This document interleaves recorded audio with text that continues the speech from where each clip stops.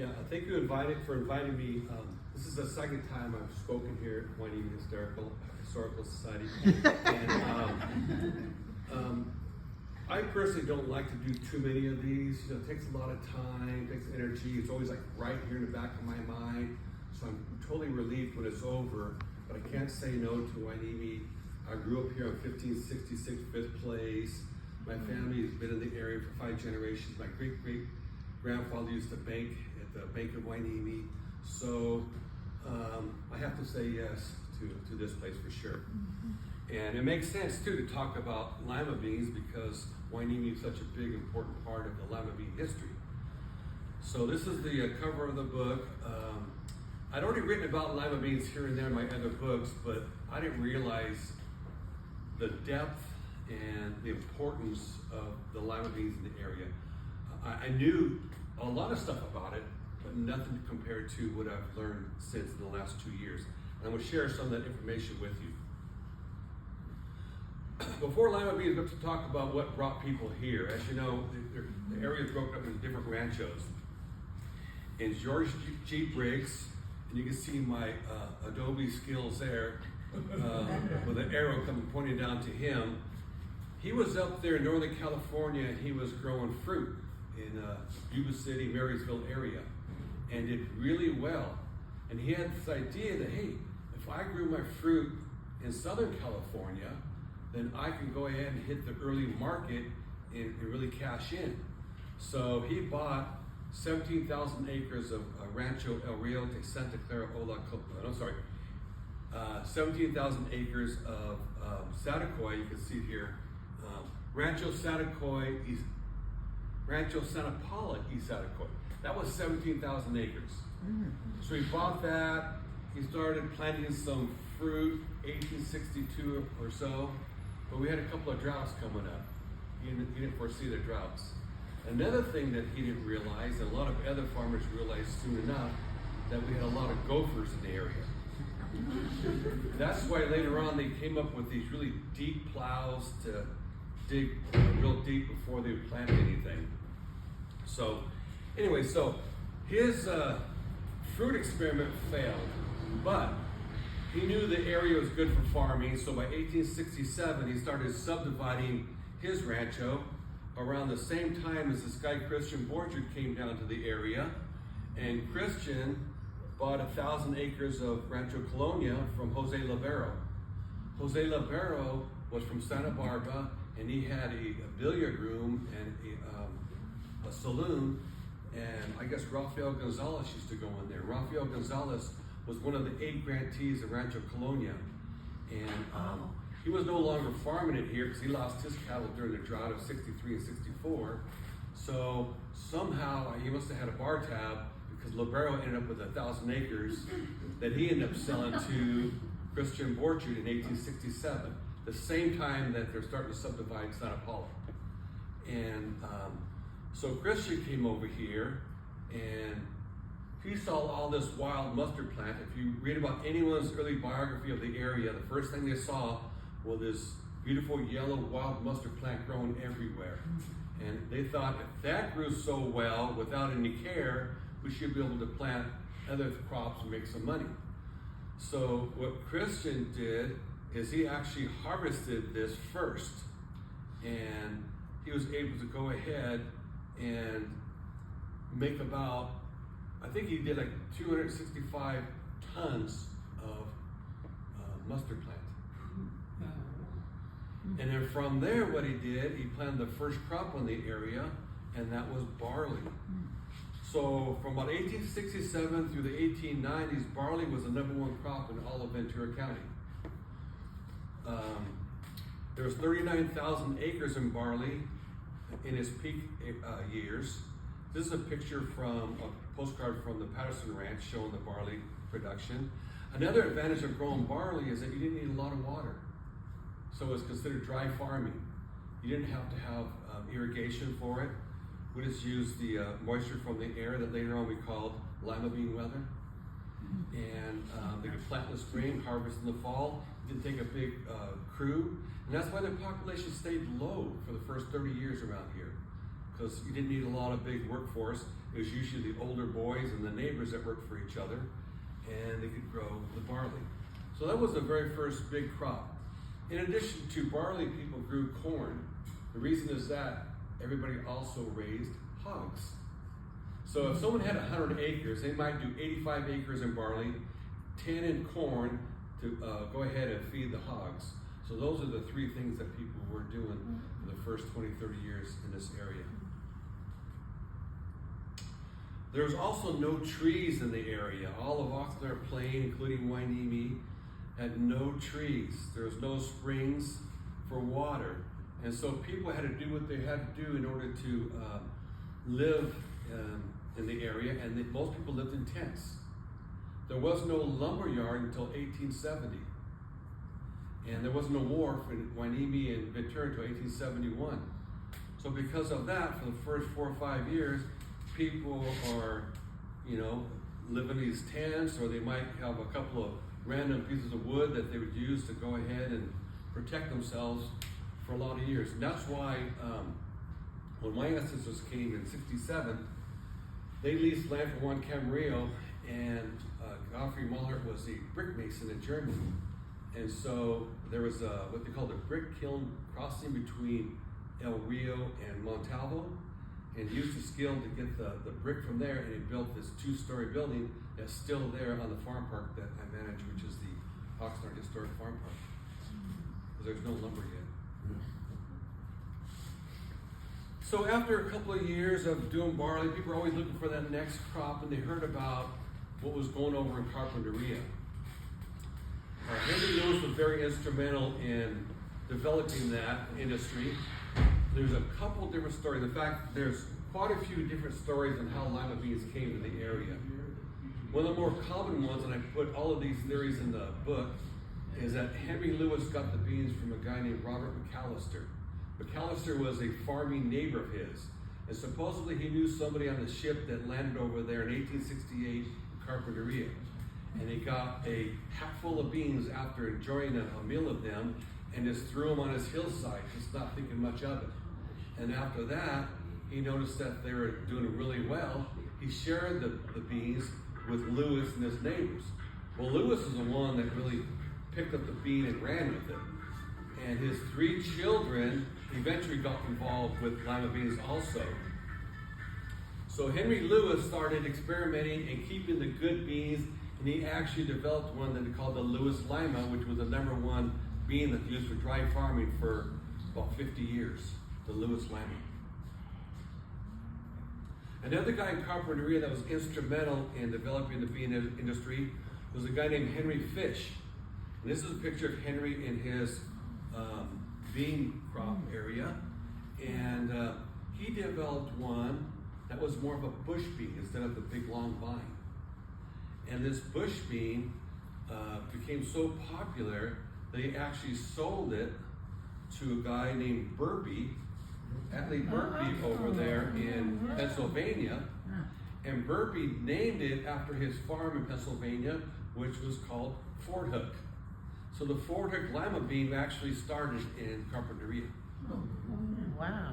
And this is an advertisement from 1906 that was promoting it at that time. This is a postcard showing the Fort Hook farm in Pennsylvania. And the Fort Hook became a lot more popular after World War II, and I'll talk about that in a little bit. Now, one of the first people to grow lima beans on what became the Oxnard Plain was a guy named Jonathan Mayhew.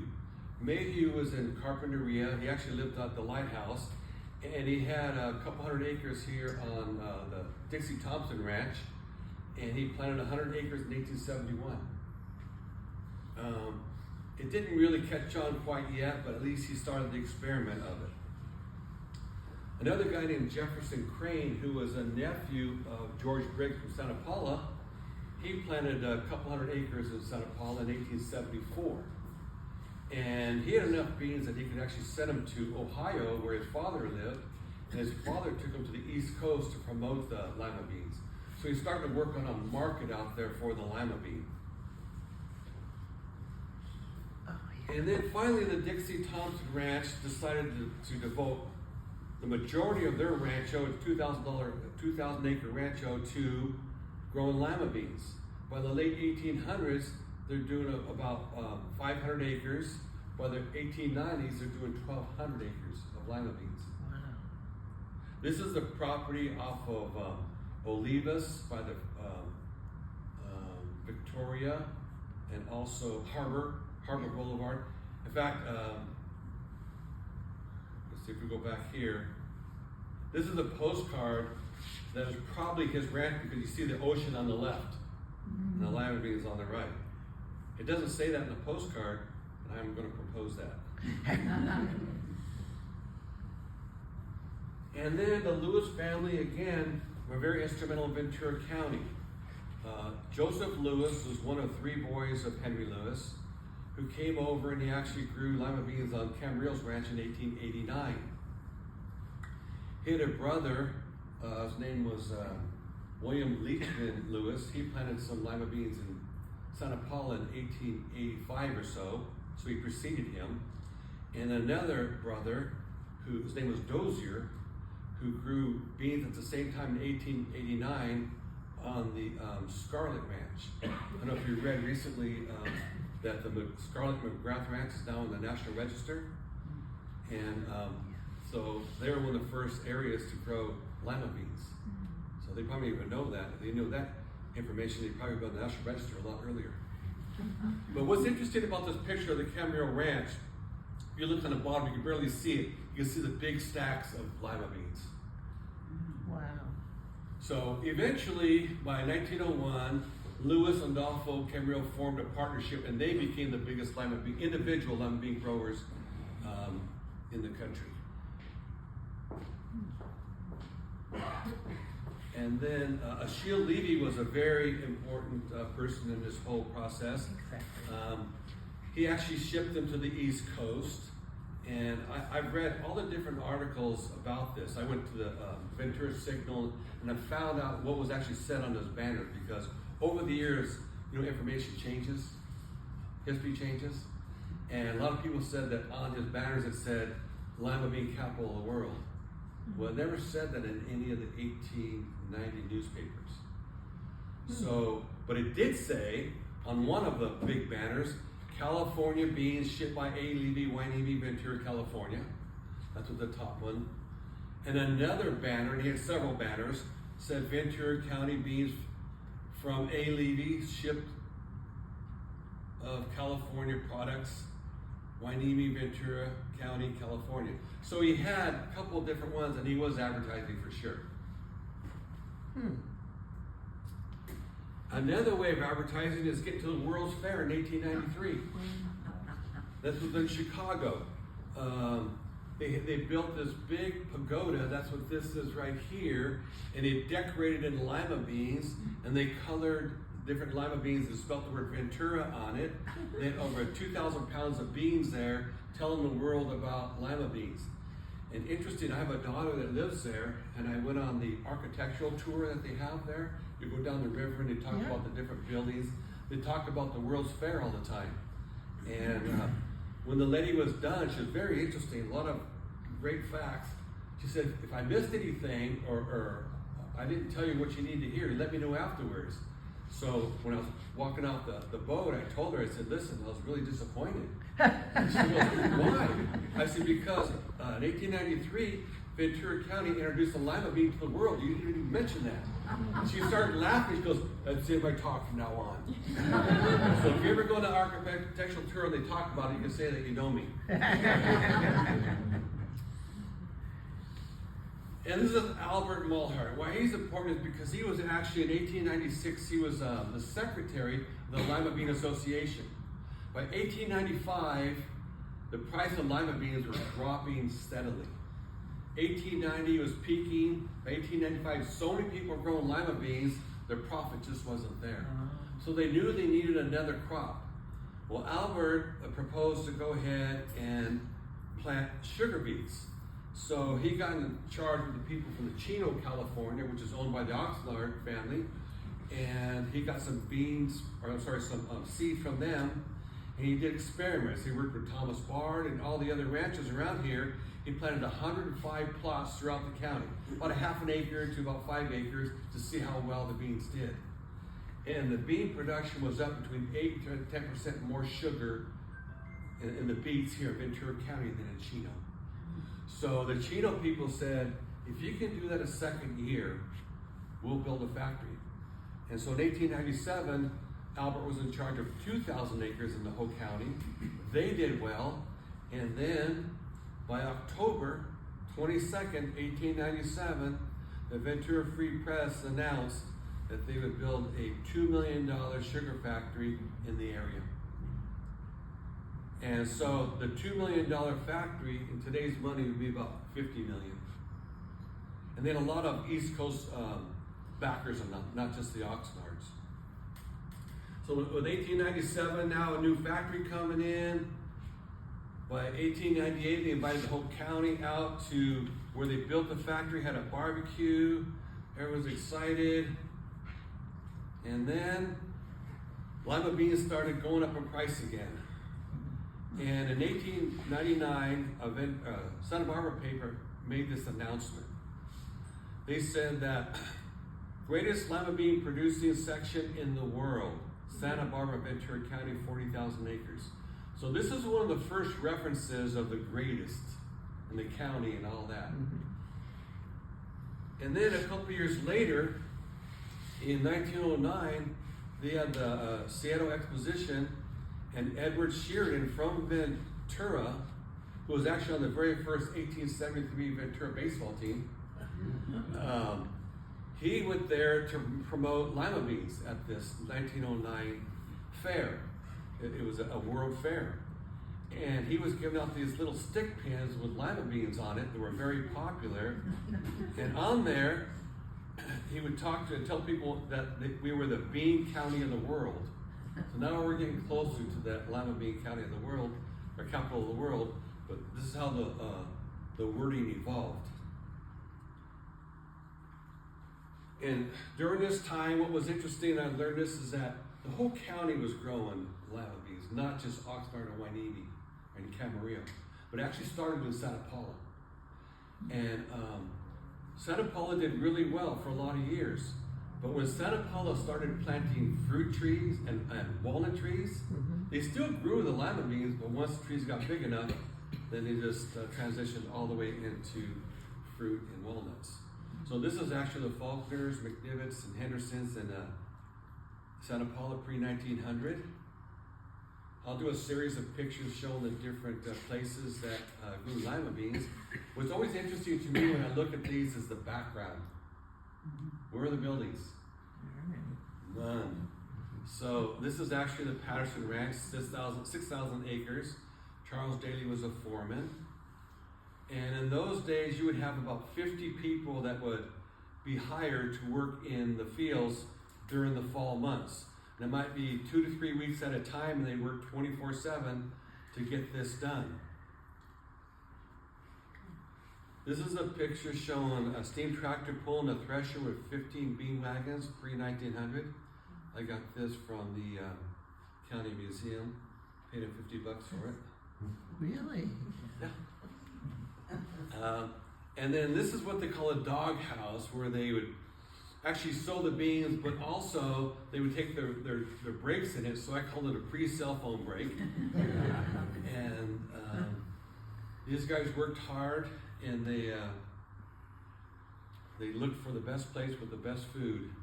This is George Washington Faulkner over there in Santa Paula and Ventura area. Those two areas were kind of combined a lot.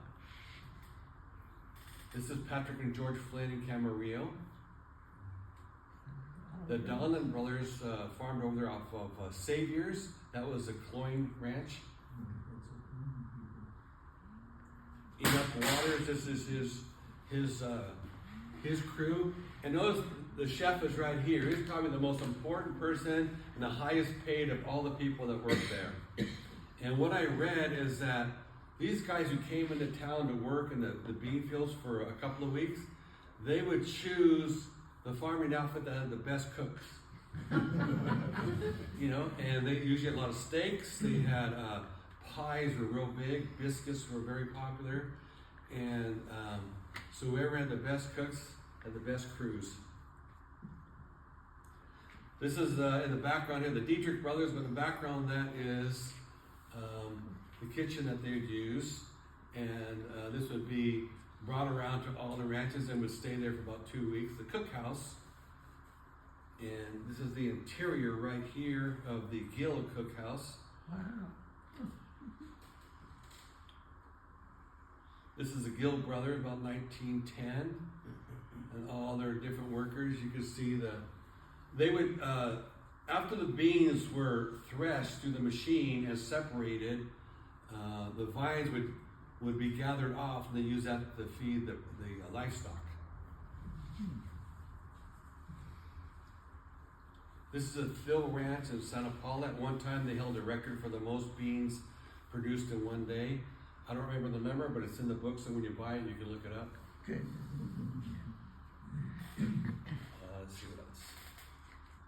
The Munger brothers were over there in Santa Paula.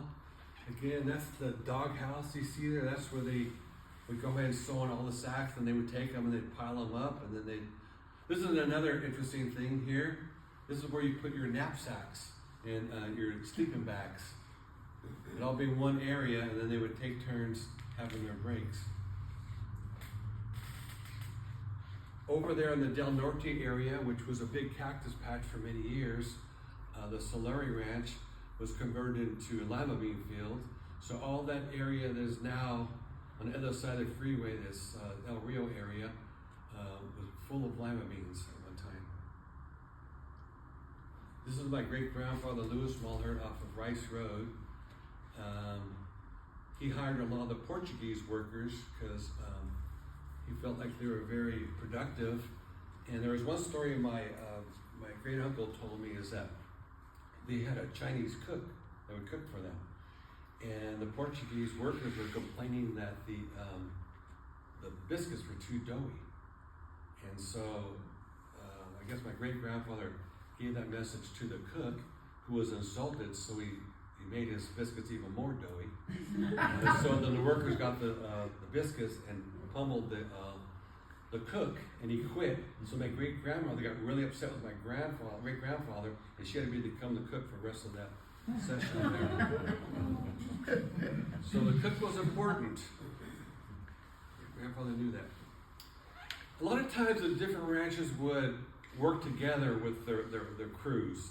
The Edwards family and the Pettit family did that, as did the Borchard and the Pettit family. They worked together a lot too, and then they'd be hired out. If they're hired by another farming outfit, they would get paid a percentage of whatever they brought in. Oh, okay. Here's another example of a doghouse right here. Who did the sewing? Was it men? Yeah. How many pounds are those bags?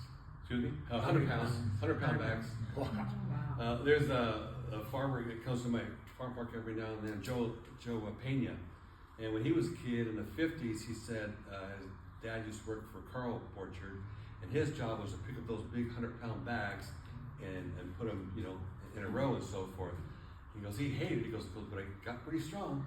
And I remember too talking to my grandfather, Bob Maulhardt, about that. He went to Oxnard High in 1928. He graduated, and his basketball team was undefeated, and his football team won the championship. And I asked him, how come? He goes, well, a lot of us worked in the bean fields, and we used to pick up those 100-pound bags, so we were pretty strong. So, and plus he was 6'4" in 1928, when most people were probably 5'10". That helped. This is the Nauman brothers. They worked together. Each brother had a different job within the family to draw the people in, as far as the workers. Someone may be in charge of sewing and so forth. Another picture I came across after the fact was Filomena Oliveira. She had that property over there that was Channel Islands Boulevard. Yeah.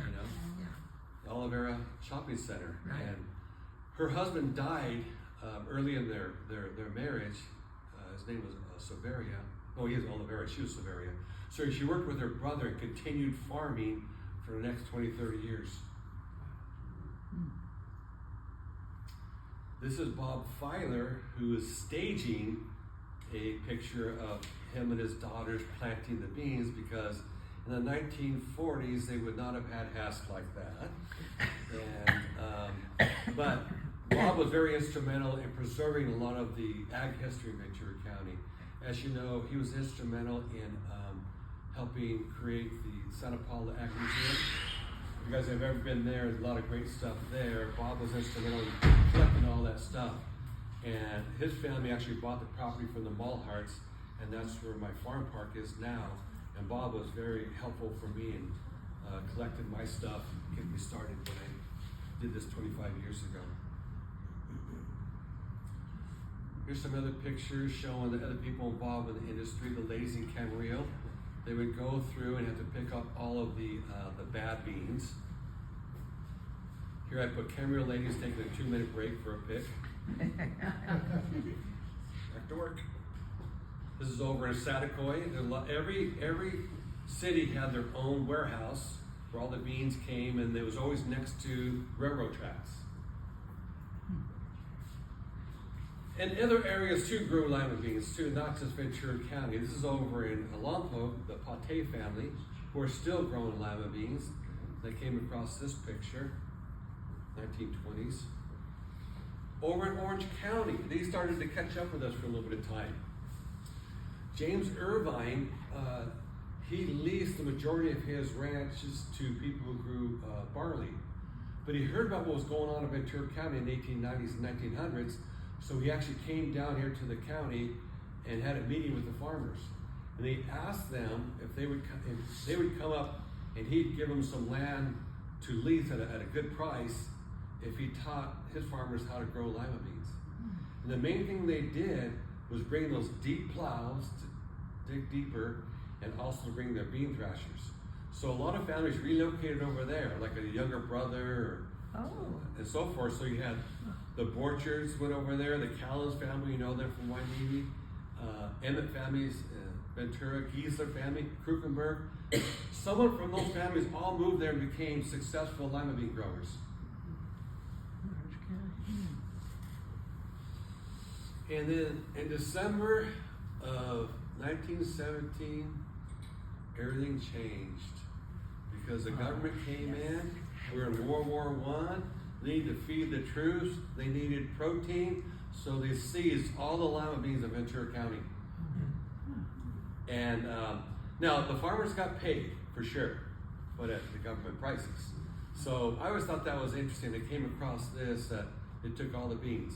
And I guess there was an article about a guy who was stationed in Texas, and he had lima beans for his meal. And he was so excited because he grew up eating lima beans. And so he had to write back to the paper and say, hey, I'm in Texas in training camp and I had California lima beans. And in 1919, the Lima Bean Association decided they would go ahead and market their beans. Up to this time, Sunkist was marketing their oranges. Before Sunkist, nobody drank orange juice for breakfast. They came up with that idea. Minute Maid too, they came up with the raisins. You know, that was a way of getting rid of the old grapes. So the lima bean people said, let's go ahead and market ours. So they started canning them, bagging it, actually doing 25-pound bags instead of 100-pound bags, and putting these in the stores throughout the country and advertising in the local papers. Here's a color advertising from McCall's that shows a Seaside. That was their brand name, Seaside. They did the large limas, dry limas. And then they started putting in recipes in all of the magazines. This is from the Saturday Evening Post with all these different meatless recipes. During the Depression, they would advertise lima beans again, and they came up with a recipe they called poverty soup, which really was lima beans instead of beef, so it's cheaper. Another big change temporarily was over in Ojai, Bill Baker came up with a way to take the lima beans and process it in a way that he could make flour that he made into bread. And so lima bean bread became popular for a short amount of time. Unfortunately, the process was pretty time consuming and expensive and didn't catch on, but you can still find it in certain places. I know in Ojai, I've seen it over there too. But lima bean bread was popular for a time, and a lot of the farmers said, all right, we have another market. And then now here's where we start seeing the downfall of the lima bean. By World War II, they started canning the lima beans with a big old salty piece of ham and a bone. And they would do that and be one of 6 rations. And the soldiers hated it because it was spoiled, you know? I mean, it was full of salt. Yeah. And it just didn't have the flavor that it needed. So they didn't like it. So from World War II all the way through Vietnam, this was one of 6 rations and the #1 most hated ration. So when they came out of service, you think they're going to buy lima beans? No. And then by World War II, they started freezing a lot more lima beans, and that was another way of selling them. But what they did, they froze the Ford Hook lima beans because they could be grown in a shorter period of time. If you have a shorter period of time in the field, you can get your next crop out there. In most cases out here, it became celery. And celery is like one of our top 3 crops to the state. But by the 50s, when they're doing a lot of Ford Hooks here, that became a crop that started taking over. So the frozen ones, and the thing about canning and freezing lima beans is they get them right off the field, they get them iced, they get them flash frozen, and they get into the supermarkets. So they're barely cooked at all, so it doesn't get a chance to get all the flavor you get when you do the dry lima beans. The dry lima beans, like the recipe I have there, you're putting all this good stuff. My wife came up with one called the Lima Bean Trinity. So she took the Trinity from the south, you know, the celery and all that, and put it together and put that in with some different ham or whatever else. Let it cook for a couple hours, it comes out, and it just melts in your mouth. Guaranteed. Money back. Another thing happened in the 50s that I thought was very interesting is that you started seeing songs referencing lima beans. A guy named Eddie Ware came up with one in 1951, and what's interesting is recorded in January of 1951. 2 months later, there's another song called Rocket 88, and that song's considered the first rock and roll song. And if you listen to them, they're very similar. They have like an aggressive rhythm to it. There's an amplified guitar line on it, and that's the basis of rock and roll that they say this song, Rocket 88, is all about. Well, this came out 2 months before that. So I'm going to try to lobby the Rock and Roll Hall of Fame to see if we can get that changed. This is in the 40s, so the lima bean industry was changing. They're going from dry limas to more of the Ford Hook, the frozen and the canned, but they still had to work together. There's actually Richard Bard over there, second from the right, and this guy on his knees right here, that's Adolfo Camarillo, and there's some other people in there that we could take time to name off, but we're not. Okay, another thing that happened, because even though they're starting to grow more Ford Hooks for the freezing and the canning, the dry limas are still being grown. You know, there's people that grew up with it, they knew the industry, they're still making a little bit of money on it and so forth. This is an example of a pickup thresher. You can see at the front part here, it would actually pick it up. So no longer did you have to pile up the beans and then fork them over on the top, let them go through the cylinders, and then spit out the beans on one side and the other part on the other side. Now you can actually pick it up with a tractor pulling. So that started in the 50s. And this is going back to the Ford Hooks, and this is what they call a viner. So it goes straight to the field. They would go up conveyor belt. It would go into the back of a bin, take it straight over, get those things cleaned and frozen. This is another example of going up a viner in a field. You can see the field in the background. This is in the 50s and the 60s, part of the 70s. This is an example from the 50s and 60s where they would ice the beans right away. They'd bring out the ice, crushed ice, put it on top of there so we'd get over to Oxnard Frozen Foods or Ventura Farm, and Stokely's is another one. And then the machine started to change for the Ford hooks. This is what they call an LV harvester, still pulled by a tractor, but the machine itself would pick it up so you wouldn't have to convey it in. Then it turned into a self-propelling machine by the 1970s and the 80s. That's an FMC 125 harvester, again just cutting it and picking up the beans. This is a picture of the Oxnard Frozen Foods, the local farmers who bound together to form their own co-op. And John Dollum was the guy with the glasses here, and he was the president of the organization. They're very active between 1960 till the late 1980s. And once the facility was sold in 1989, so did the industry change. People pretty much stopped growing the Ford hooks. Now, Pick Sweet still does to this day, but not to the same degree. So a lot of these farmers changed what they grew because they didn't have a home for their beans. This is over at Oxnard Frozen Foods. Back in 1975, I was just out of high school, Hueneme High School, and my grandfather knew Ed Laubacher, who was the foreman out there, and they were going on strike. So Ed Laubacher called all of the local farmers and asked if their grandkids would come out there and keep the place afloat there for a couple of weeks. So we had to go there and cross the picket line. But we were all 6'4" and 6'2" and so forth. So we walked through the line and they spread right away. We went in, we did our work, never had a problem.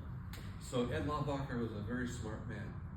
And it was a good experience for me to be a part of that for a short amount of time. This was where they took the dry lima beans from 1948 until the late 1990s. The Pleasant Valley Lima Bean Growers and Warehouse Association.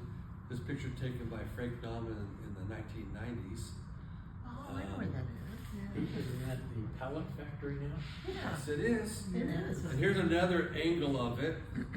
And then today, it is the Oxnard Pallet Company. Right. So I was fortunate that I got to tour the place. I told them I was doing this book and I needed pictures, and they gave me a tour, and there's all these old conveyor belts. It's just a massive place. I can imagine its heyday, what it was like. Now the beans go over to King City.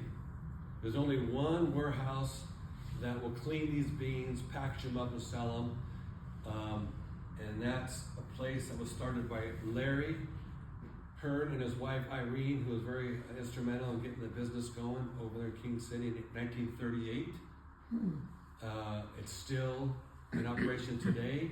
In addition to cleaning beans, they do other things. They have a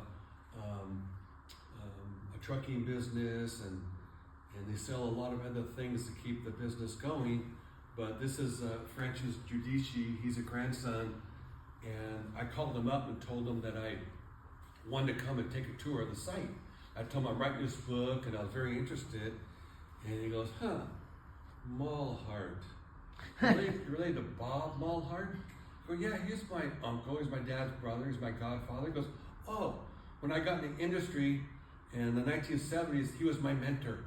He taught me everything. So whatever you need. So to this day, I buy beans from him and I sell them at my farm park.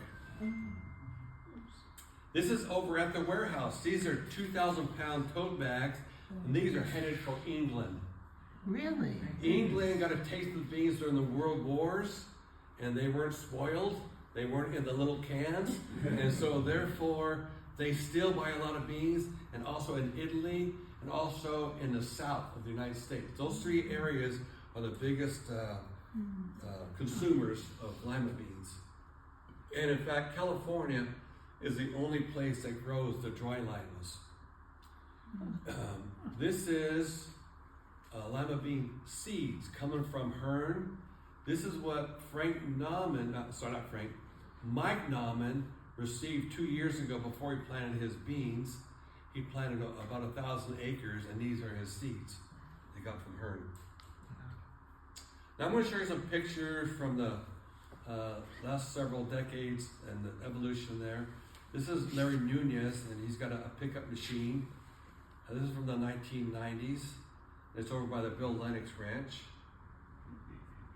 This is Art and Frank Thomas, 1977. What's interesting about this, they're doing the dry limas, and when they realized that there was less of a market for lima beans, they moved out of the area.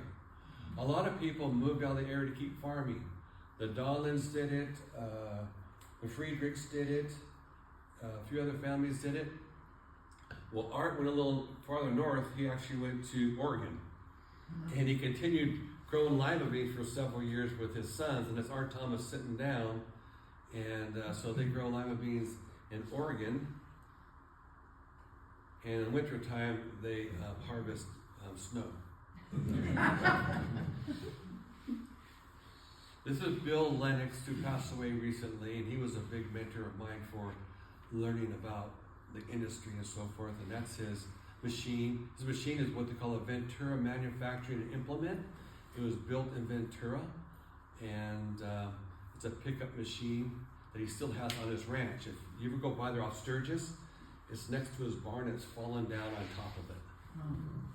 Yeah, it's kind of sad, but still historic. There's another picture that Frank Nauman took of the Derbyshire bean thresher. This is probably from the 1990s. David Aguilera, who worked for Lennox, that's by the Camarillo Springs, 1990s. This is Jess Derbyshire, around the year 2000. And the last couple of years, I've been going out to the fields off of Las Posas, Hueneme Road, Laguna. That's where they still grow about 2,000 acres of lima beans. This is Connor Ryman. Connor would be a 6th generation farming family from the Ryman family. And that's him on top of his machine. That's a GE Price machine that was made over there in Orange County.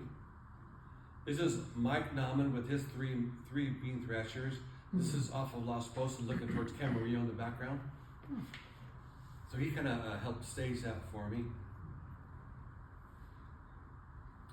And last year I went out there again. That's James and Connor Ryman harvesting last year, 2024.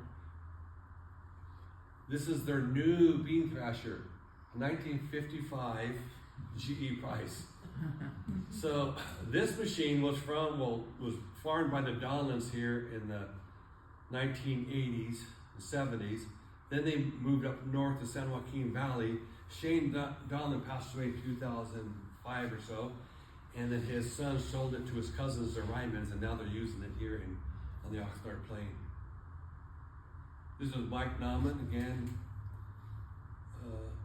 picking up his beans a little closer, Camarillo in the background. This is his son Joey. Mike and Joey talk about the Dodgers' chances this year. This was me getting into the act. My wife wanted to know where all these fields were at and where I was spending all my time. So I said, let me take you a tour. So one Saturday after the farm park, we went out there and I was just showing her how they're still growing it. And now I'm at the point where I can tell the difference between a vine bean patch or a bush bean patch. Okay. There's a total difference in how they look. This is an example of after they thresh the beans inside the machine, there's a hydraulic that will lift up and dump it inside of that bin, sorry, and then that bin drops them into a bigger trailer, and that's taken over to King City. Wow. There's another picture. I like this one just because it shows Round Mountain in the background. Yeah. Another picture I like that shows our history in the background. That's Mike Nauman's. That's a it's not a GE Price though. So this is the Oxbow pea harvester that they use for the Ford Hook lima beans, and this is the group Pick Sweep. They go out there. This is off of Laguna. So I was driving around one day and I go, oh, they're out there, they're harvesting. So I parked and started taking my pictures. I realized they're on break. So I came back later and I noticed that they cut this side here already, and they started to cut this side. So that means those harvesters were going to go over this side here. And that shows the guy after break cutting some more. And that's the back of the oxbow. Eat more Ford Hook lima beans if you can find them. And then there's other areas that still grow them. When I started doing more and more research, I found out over in Costa Mesa, there's a Seagerston Ranch. If you've ever been to the South Coast Mall there, that was developed by the Seagerston family. Oh. And they started growing lima beans in the 20s in Orange County. And by the 50s, they're the biggest individual growers of lima beans. And but then they got crowded out by all the growth, so they became developers. But they had such a deep tie to the industry and to the bean culture that they kept 40 acres, and they still grow lima beans every year. So I met up with them, and I took pictures when they're harvesting. It's right there. That's the I-5 on the left, and that's the IKEA building right off of there. This is part of the ranch. This is in August of last year, and I came back a couple months later when they're harvesting and took a picture. And so this is the Seagerson family still harvesting in Costa Mesa. I went over to the Pate Ranch in Lompoc, took pictures of them. They're still harvesting. This is the Oxnard Historic Farm Park. We have a small plot that we grow lima beans. I have Mike now, I'm going to talk to my volunteers every year, and then we plant them here, and then they plant them at their own homes, and then we kind of compare, see how we did, and share information on it. So these are actually the dry lima beans. We're going to do both dry and Ford Hooks this year. And then I told you that I started getting lima beans from King City. I buy these 50-pound bags from them. And whenever they come into town, when Francis comes into town, I'll buy about maybe 400 pounds or whatever. And then I bag them up in 2-pound bags, sell them for $10. $5 goes back to the farm park, becomes a fundraiser for my farm park. And then last year we had our first Lima Bean Fest. September 14th from 12 to 5, free admission to come in, $10 if you want to try the food. And then this is a bean thrasher that is Paul Devonshire. So I wanted a newer bean thrasher from the 1950s to compare with ours from 1903. Ours are made out of wood, this is metal. I also created a poster for the event, so that was our very first one, collector's item. We made 100, I have about 10 left. I invited 5 restaurants. Adolfo Grill was there, and they did a lima bean chili. It was good. Yeah. So everybody that came, if you paid $10 donation towards us, you got 3 beans to vote on the 5 different dishes. And this was BG's Cafe. That's the original Gloria in the middle, and then the current owners, Veronica and her husband, and they did a lima bean soup. Jeff Walker is from Twisted Oak Tavern. They did a barbecue lima bean, and he got the recipe from the book. It's from a 1939 recipe from the 40 Leaguers that I put in my lima bean book. And the winner was his chef, Jose Robles. And so they got a nice trophy that they can put on display here at the restaurant. and then they got their name on a plaque at the farm park. So Okay. they're going to be back next year. Where's the Twisted Oak? It's downtown Camarillo. It's been several different. It's across from Dizdar Park. Yeah. Right there. It's good, and they put it on the menu every now and then. But I had Spanish Hills Club come and they did lima bean hummus, and they put it on their menu full time. So a lot of times when I go over there, I'll say, "Let's try the hummus," and then he puts it on a plate with locally grown, organically grown McGrath vegetables. Can't beat that. At our Lima Bean Fest, we had things for the kids. My daughter came up with a craft where the kids got to glue in lima beans and trace them and label the parts of a lima bean. And then we sold the lima bean bags. I sold over 100 bags that day. I sold over 60 books that day. Excellent. We made money from the farm park for the first time. Then every hour I'd have a couple different kids come up and do a lima bean fact. So my grandson, Reed, went up there and gave a couple facts throughout the day. And that led me to my next book. I got so much information from that first book, I couldn't put it all in there. So I told the publisher I need to do a follow-up book. I said, okay, you can do a follow-up book, but you have to include Central and Southern California, which includes Ventura County. So we have a chapter on Ventura County in there, but I got a chance to put in Monterey County, Santa Barbara County, San Diego, and Orange County. Good. The thing about it is, after doing all that research, they all grew lima beans, but they all started later than us, and they quit sooner than us, and never got to the same volume as us. So therefore, their chapters are smaller. Nothing personal.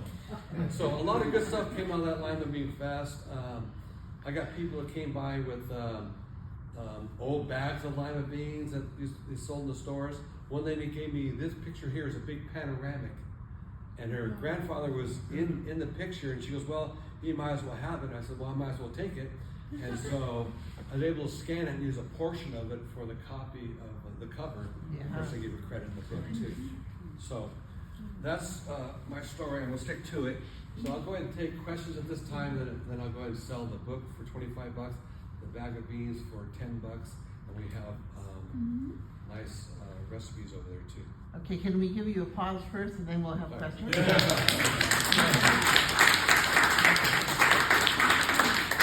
Direct your questions right to Frank. Okay, excuse me. Will you be selling fresh? Excuse me.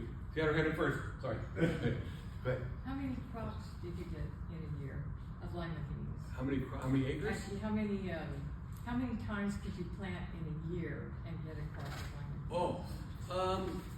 beans? If a farmer had large acreage, he might plant maybe 2 to 3 times, so it would come throughout. But most cases, most of them just did one. Because again, it's a long season, especially with these dry limas. You not only have to let them grow, then you have to cut them and they'll be out in the fields for 2 weeks drying out. Yeah. So that's always a consideration. We have a 4-season growing season. We have four growing seasons, but yeah, that's probably why you asked. In the back here, quick. Yeah. Me? Yeah. Oh, I just wanted to tell everyone that I've purchased your lima beans before at the Oxnard Farm Park, and I cooked it from that recipe that Yeah. you gave me. Wow, it's so wonderful, and I guess it's like a lima bean soup, but it's made with the Trinity. Right. That's the recipe I back there. Thank you. And I also wanted to say that, We're not even related. butter beans and lima, that's the same thing. Yeah, this is another name. Because in the South, I think they I know that call the it people in butter beans. Lompoc, they like to call them butter beans because they think that there's this, bad feeling towards lima beans and bad. I know people grew up in this area that ate a lot of lima beans that hate lima beans because they had them so often, or they might have had them frozen the whole time, But I've gotten some of those people converted by trying these dry limas like you're talking about and going through and giving it a chance to have some flavor. And then one other thing I wanted to say, I wondered why they're called lima beans. So I didn't realize they're from Lima, Peru. They were originally cultivated in Lima, Peru. Well, they had them there, About here. and other parts of South America. Yeah, they're all in South America, but there was a big port there, and from that port they came over here. Oh, Yeah. okay. But they did grow on the hillsides there in Lima also. I was going to ask you about Frank Nauman. Uh-huh. He used to come here all the time, and I lost track of him. Where is he? Frank has had some health issues, so But he left the area? he left the area, but then he came back, and he got a place over there in Leisure Village, and Oh, okay. he has a place over there. But unfortunately, soon after they came back, his wife died suddenly. Oh. She had like a heart or something, and died suddenly. So he was still around, and he had a helper, and he'd come out to the farm park here and there. He's been one of my biggest supporters at the farm park financially, and but he has had some health issues. He's been in and out of the resting facilities over there off of Santa Rosa Road. Okay. Yeah, so I think he's there right now. But I'll tell him that you're asking about him. Please do, okay. He's a really Thank good you. guy, very supportive all these years. Yeah. One of those people I can talk to, and I don't bore him. He doesn't bore me. Are you doing the festival again? Yes, ma'am. September 13th. We're making it the second Saturday in September every year from now on. Cool. So, and that second book will be out by then, and then we'll have our bags of beans. I'm gonna have 4 restaurants instead of 5 this time to kind of keep it simple, and I have them all committed to it. So, and I had a band play for that event. We called them Frankie and the Lima Beans. So Frank can't make it, so I'm gonna have my buddy George's band play probably. We'll call them Georgie and the Lima Beans. We'll rechristen their names. I have a question. Oh, I'm not sure exactly where it's going to be. Okay, it's at the Oxnard Historic Farm Park, so it's off of Rose Avenue. So let's just say you're going to Rose Avenue from Gonzales Road. Go down Gonzales Road, take a right on Rose Avenue, and you see the hospital on the left, right? On the left, and you keep going. The very next light is Cesar Chavez Drive. You take a right on Cesar Chavez Drive, 2 streets in. Now you come to a street on the right, it says Godfrey Place. You see a park. You take a right, and then you can't miss it from that point on. We're right there, kind of by the corner. And it's free admission for our event, so you don't have to participate in it. And we're open every Saturday and Tuesday from 9 to 12. And I've got a guy there right now. We're actually working on the winery building quite a bit right now. We're getting a new door for the cellar part. And a guy came out, and I do a lot of bartering, so it's cheaper that way. So he makes doors, and he came out and he started talking about, well, this is a great place for a family get-together. I go, that's great that you say that, because, it costs you $1,000 to rent this for a day. But if you work on this door for me, we'll work on a really good price. So we're getting a door for our cellar to go down and check that out. Excellent. And we actually painted the whole upstairs of the top part, and I got all the paint donated from John Edwards. So if you ever go there, tell them that, I say thank you. Excellent. Very generous. It's like $750 worth of paint, because you get the primer. And I got colors from 1870 and 80. It's botanical garden green and some honey nectar yellow. So we got it all painted up now, and I've got, in fact, someone donated a 1840 sewing machine to me 2 weeks ago. So we have that up in there. It's all gonna happen. Yeah. What's that? It's all gonna happen. It's all happening. So happy for you, Jeff. Yes, sir. So early on, you mentioned that the tale of the introduction of lima beans in this area is one of 10 possible versions of Right. And that was one. We have a different one on the sign back here. I was wondering if there are others that The 2 main ones are Henry Lewis got the beans one way or another, whether they're given to him or went on a ship or took a boat out or whatever. That's definitely a common story. And the other one is that Robert McAllister got them because he went on a ship and got them, and then he grew them and shared them. So that's kind of a more common story in Carpinteria area. And when I've read all the different interviews of his 3 children, of Henry Lewis's 3 children, never once did they say their dad went out and got them. You would think that'd be a time for them to say that. And my dad is the one, you know what I mean? Yeah. So I wouldn't say it's wrong. It's just that it's another version. You can add another one to it. it's open. Yeah, it's open for debate. I mean, maybe his sons were mad at him because he got remarried. And then so, yes, sir. So where are lima beans grown in Ventura County now, and how many acres, Well, and what's the trend? yeah, so there's Increasing, about, decreasing? there's under 2,000 acres nowadays, and it's off of Las Postas as you go towards Lagoon, off, and then the Kowalty, that's that road there, and Laguna, and Hueneme Road, and there's even on the other side of Hueneme Road by the power plant. I have a great picture that I took this year of Frank Nauman by the power plant. The problem is, when I went out there when he was threshing his beans, the sun was right there facing me from the power plant. So I told him, I said, you know, can I get out here early in the morning? Do you ever do it? No, we have to wait for the dry before we do it, but I'll leave my threshers right there so we'll have a nice angle. We won't be on it. So I got pictures of the bean thresher and then power plant in the background and the sun behind me to get the good angle. So it's, you know, under 2,000 acres, and the three main growers that are still doing them are Mike Nauman, who's a cousin of Frank, and James Ryman, he also grows them, and Paul Devonshire. And then Picksweet grows the Fort Hoods, and they might do about 1,000 acres of those, and those go to Santa Maria. I mean, they get cut here and they're shipped that same night to Santa Maria. Are they frozen in Santa Maria? Yeah, correct. Whatever happens to the frozen ones? Where do Talk they to your get marketed? grocers. When I started doing this, I started going to the store and you couldn't find them, you No, know? no. But there, every now and then you'll come across a store, and there is one in Cameron. I don't know who I think it was Vaughn's, he actually had the dry ones. But, you know, they may not be the best. The best dry ones are the ones that I get at my farm park, because he guarantees they're from the Oxnard Plain. No plug. No, and I'm telling you, and you talk to any of the farmers over there in Orange County or Santa Barbara County, they always said it.